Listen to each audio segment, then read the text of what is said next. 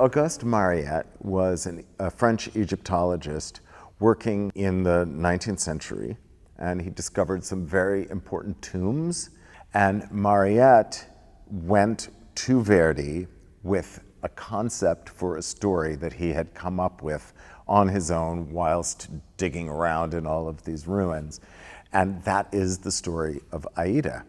The interesting thing also is that he designed the original production and designed all the costumes as well, and all of that stuff we can look at.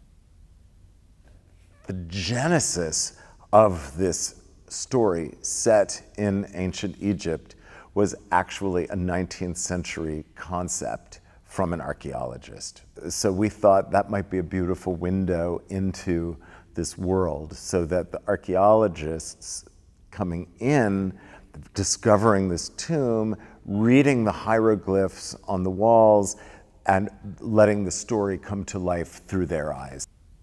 Mark Grimmer, with whom I very happily collaborated with on the projections for Marnie back in 2018, and his whole team is great.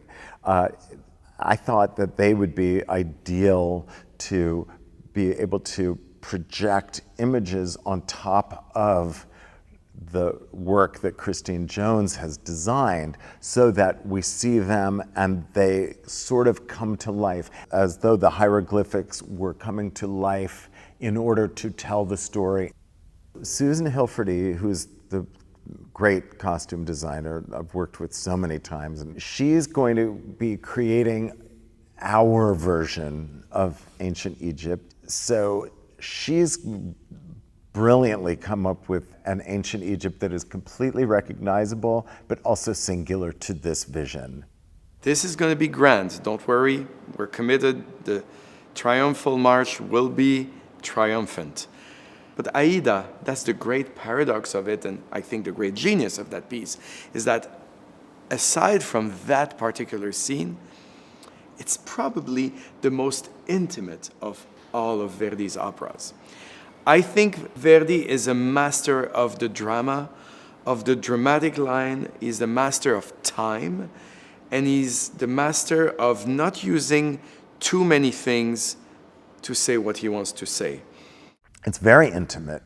It's very small. It's almost a chamber opera at its core, and yet, you know, by virtue of the fact that it was conceived to be this gigantic celebration of the Suez Canal, it is grand opera at its grandest. And it's a challenge for all of us making it, and it always is, I think, for anyone who does Aida, is how do you navigate between the giant pageantry and the enormity of the sound and scope of it, and then get right back to what is happening between these people. And both are of great interest to me. So digging into the character work with the singers that we have, all of whom I think are splendidly equipped to deliver very rich characterizations as well as singing magnificently. It'd be the biggest thing I've ever done.